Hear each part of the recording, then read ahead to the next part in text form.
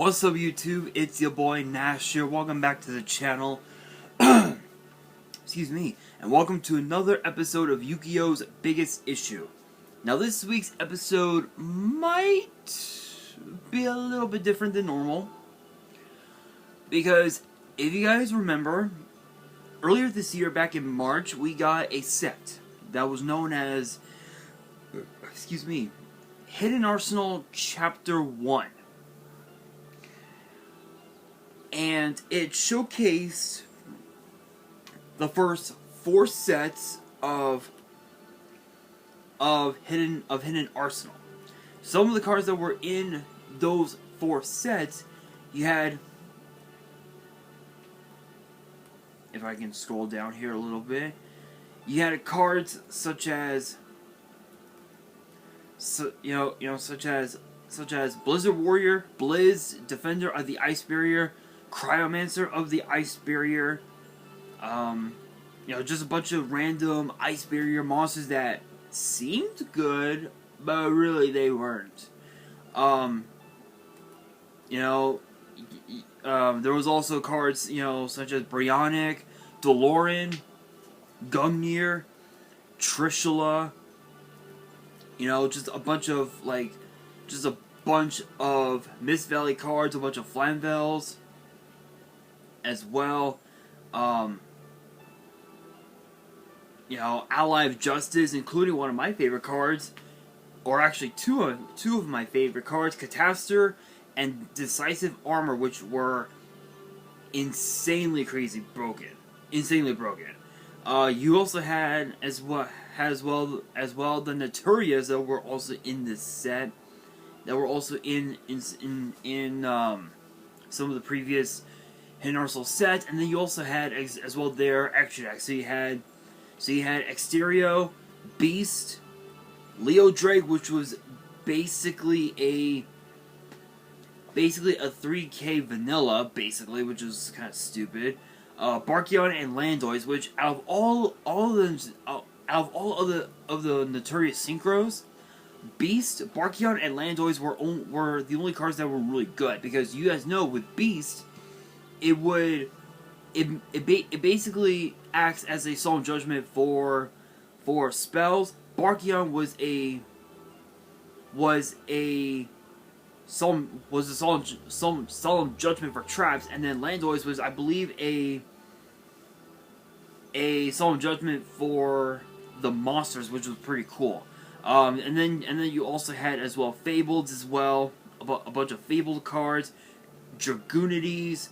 There was a lot of really crazy cards, even also a bunch of random other cards that didn't really seem to, they deserve to be in a set like this. But you had Wrath of Neos, which was kind of an okay card, but excuse me. It just basically acts as a board wipe for both fields, which is okay. You had cards, such as Detonate, Berserker Crush, Evolution Burst, and then just a bunch of other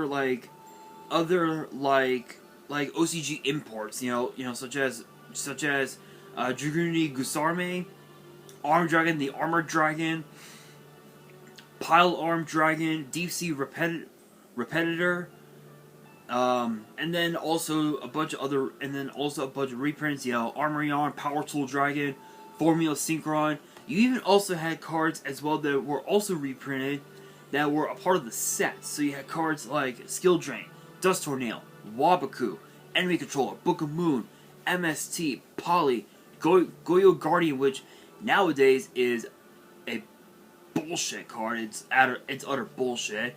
Shining Flare Wingman, Flame Wingman, Dark Paladin, Red MD, Card Trooper, Stratos, which I don't think I ever got any copies of in any of my mini boxes. Cyber Dragon, Wing Kribo, Heartbeat Lady 3, 2, and 1, Night Assailant, Lava Golem, Buster Blader, yeah, Barrel Dragon, Karibo, Neos, Red Eyes, Dark Magician, and Blue Eyes. You have a lot of really crazy cards. But the question is, what can we expect in Hidden Arsenal Chapter 2? Now obviously you guys know that Chapter 2, I believe, is supposed to be cards from Hidden Arsenal 5 and the first half of 6. And then I think Chapter 3 will be the second half of 6, and then also Hidden Arsenal 7, which 5 was known as Steel Swarm Invasion, released on December 6, 2011, which I believe one of the last sets of the year. And Hidden Arsenal 4 Trishula's Triumph was, I believe, actually came around earlier in the year, which was pretty crazy. But the cards that are in Hidden Arsenal Hidden Arsenal 5 Steel Swarm Invasion, you have a bunch of Gemini cards. You have cards like Gemini Garnet, which is one card that you don't ever want to see in your opening hand. If you see it in your opening hand, you're fucked. You're basically fucked. Cards like Gemini Sapphire, Tourmaline, I believe is how it's pronounced, Alexandrite, Gem Armadillo, which basically works with the Gem Knights. If you guys have never heard of Gem Armadillo, it's a 4-star Earth Rock with 1700 attack, 500 defense, and it's basically a Stratos. So it says when this card is normal summon, you can add a Gem Knight from your deck to your hand. So basically, you can add any Gemini monster to your hand, so it acts as a Stratos for the whole deck. You have cards like Gem Merchant, which I believe gives you, it gives one of your monsters 1,000 attack and defense until the end phase, which is pretty cool. You had a bunch of Laval support as well, which were a lot better, which were somewhat a little better than the originals. I think in was it Hidden Arsenal 3, if I remember correctly. Vylons as well debuted in this set. You had a bunch of Gemini fusions. You had Topaz, Aquamarine, and Ruby, which I think Topaz was the more better one. Let's see. Must be fusion summoned with the above fusion materials. This card can attack twice during each battle phase. When this card destroys a monster by battle, sends it to the grave, inflicting damage to your opponent equal to the attack of the destroyed monster in the grave. Yeah, so I think this was one of the more better ones, because you were basically dealing double damage to your opponent, which is really cool.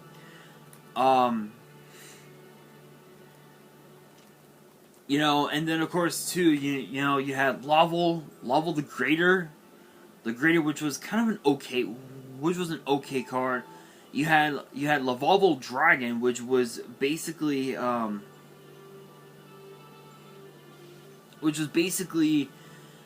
guess you could say it was a compulse for the deck. I guess you could say it was okay. And then just a bunch of random other cards. A bunch of Gishki support. I think this was the set that brought us the Gishkis, if I remember right. Excuse me. Gustos were also in the set. Steel Swarms as well.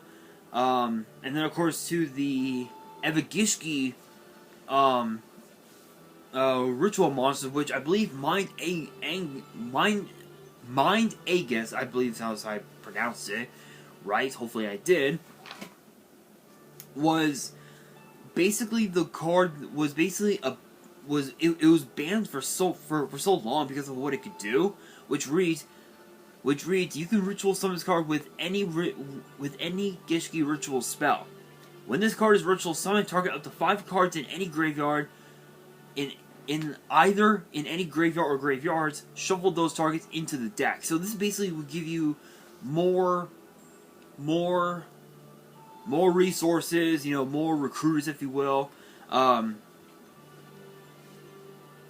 it's just a bunch of like random cards in this set. I believe Hidden Dorsal 6 was a rather unique. It was a rather unique set. Omega Exceeds, I think, gave us just a bunch of like random Exceeds monsters and whatnot. You had more Gemini support that was in Omega Exceeds. You had Gemini Crystal, Lavalval Volcano Handmaiden, which I believe that was the basically was the Foolish Burial for the whole deck. This set also gave us Violence support, Gishki support, Gusto support, Steel Swarm support. Just mainly, it was mainly focused on that.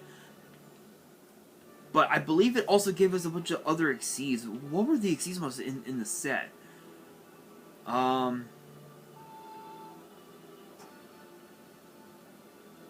Okay, I thought so. Okay, so the Exceeds monsters that were in the set, you had Gemini Pearl, which was basically a 2600 vanilla. Lavalval Ignis, Violent Disigma, Evagishki Marrowgeist, which I think that card got banned at one point. Dagosto Phoenix, which was a insanely broken card. Once per turn, you can detach one material from this card. Target a face-up wind monster control.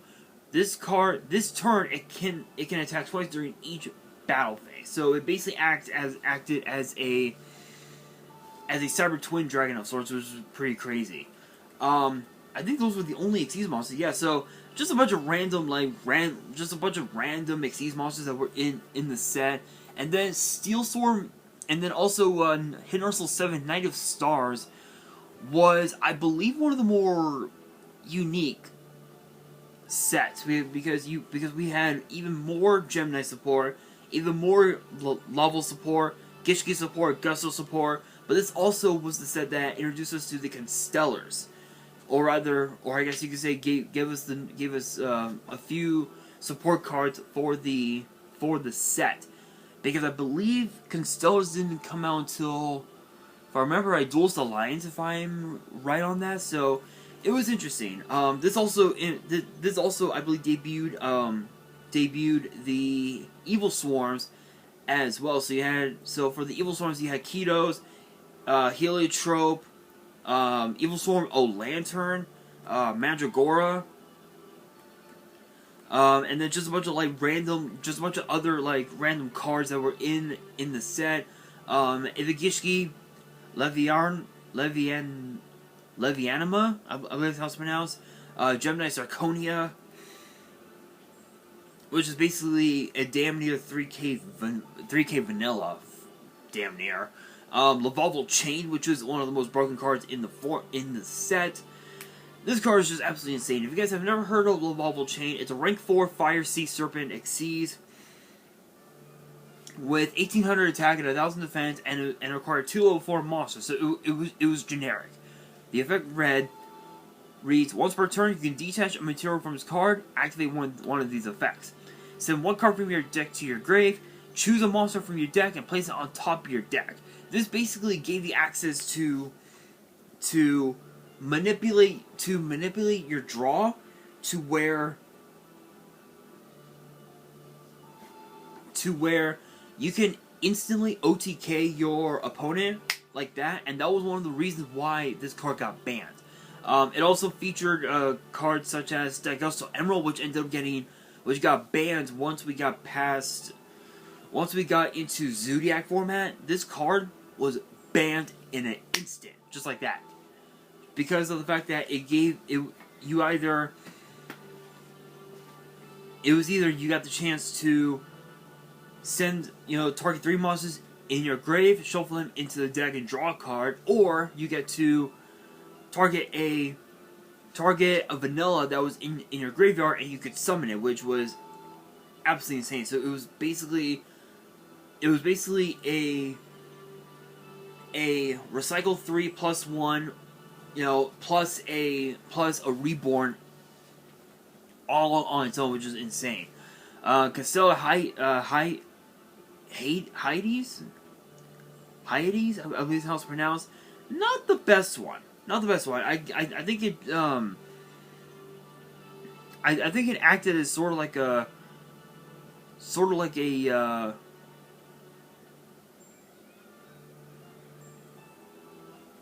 kind of like a block attack, if I remember correctly. I don't remember. Pleiades was one of the more better constellars, just because of the fact that it was a compulse, and you could actually rank it up into a constellar Ptolemy M7, but you could also, if you had a way to do it, you could also rank it up into, I believe a Cyber Dragon Infinity, which I believe you can. I want to see about that really quickly. Let's see. Go to deck editor. Go to my Sidra deck. Let's see.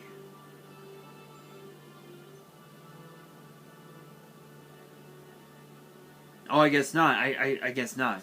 I guess not. But if there was a way, you could do it. But still that's pretty crazy though. That's pretty crazy. What else was also in this set? You also had a bunch of, and then you also had the what's called, the Evil Swarm Exceeds monsters. You had Nightmare and Bahamut. You also had Molten Conduction Field, which basically was a double Fool's Burial for the Lavavels, which is pretty crazy. Just a bunch of random other cards, and then you also had as well a bunch of other random cards that could have been printed anywhere else, but they chose to print it in this set, and that would be none other than the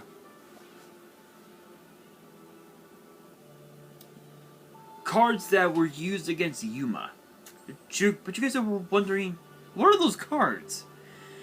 Well, if you guys remember Nelson from Zexel, you know that he was known as the Sparrow, and he ran a bunch of random monsters, and these were it: DD Esper Star Sparrow, Beast Warrior Puma, Phoenix Beast Garuda, Iron Hammer the Giant, DD Jet Iron, and then you also had as well a couple of Bronx cards, which were Eye Iron, Tin Goldfish, Gear Spring Spirit, and then you had more Gemini support, Constellars. This was a really weird set, but the question is, what are we gonna expect to see in Hidden Arsenal Chapter 2? The way I see it, as I'm looking down, as I'm looking at the set even more, with all the Exceeds monsters that were in the set, such as Evil Swarm, Ouroboros, Ophion, Thanatos, Constellar Ptolemy M7, Constellar Persepe, Tin Archduke, Master Diamond, Seraphonite, all these different cards, and even also Sophia, Goddess of Rebirth, which I've never seen before. Cannot be normal summon or set, must be special summon from your hand by banishing a face-up ritual, fusion, synchro, and Exceeds monster from anywhere on the field. Oh. Fuck. That's a pretty broken way to summon her. It cannot be summoned by other ways. This card's special summon cannot be negated. When this card is special summoned, banish all other cards from both players' hands, fields, and graveyards. Banish all of the cards from both players' hands, fields, and graveyards. Cards and effects cannot be activated in response to this effect's activation. Holy shit, that's actually pretty... I have to admit, that's actually really good.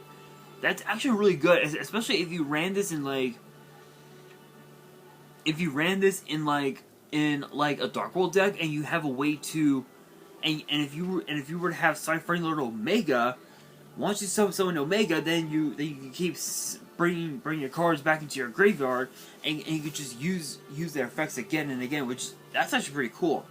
But as I'm looking at these sets, I think the one thing that we need to expect to see happen is again again, Hidden Arsenal 5, the first and the first half of 6 in Chapter 2.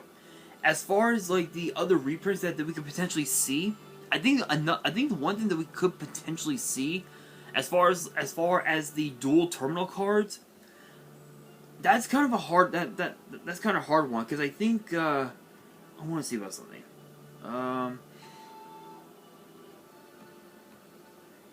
Let's see. 10 speed dual. Nope.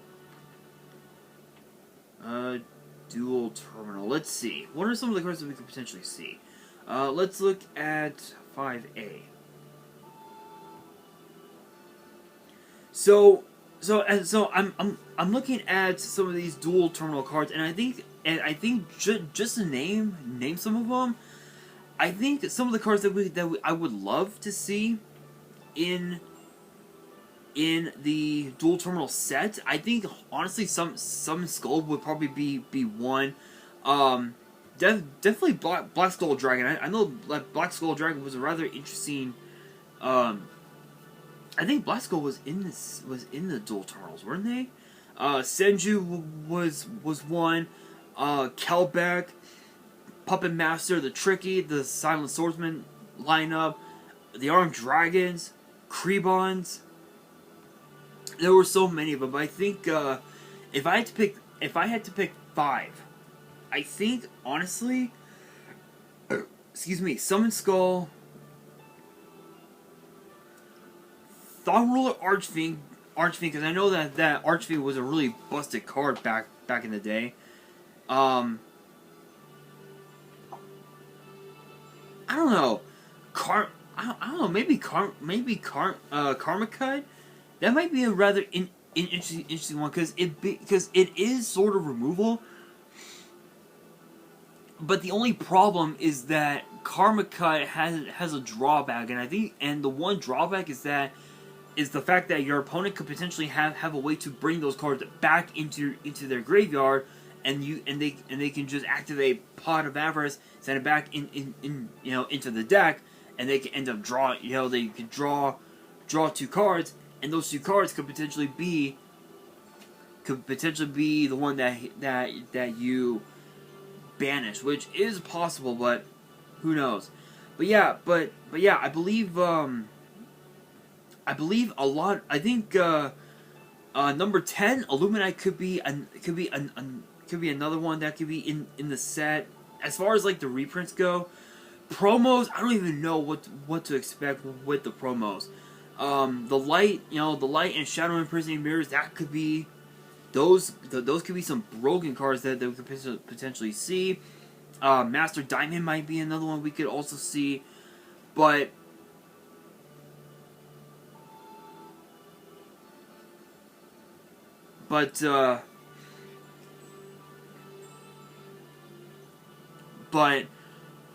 when you look at it. But when you think about it, there are other cards there is one other card that I would love to see get printed as one of the promos, if I can look it up.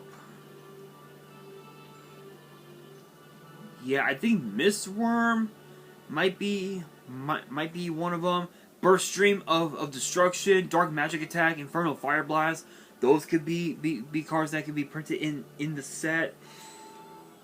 Magic Jammer. A lot of these old cards were really good back in the day. They were broken cards. Handcuffs Dragon might be a good one. Swift Gaia could be one. The possibilities are endless. But I don't know. I'm kind of stumped on it. Let me know down in the comments below, answering the question of the day. What cards do you guys, as far as old school reprints that was not a Hidden Arsenal,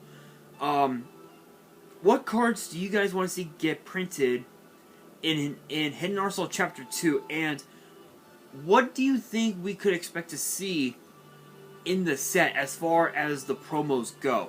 Let me know down in the comments below, and that will do it for this week's episode of Yu-Gi-Oh's Biggest Issue.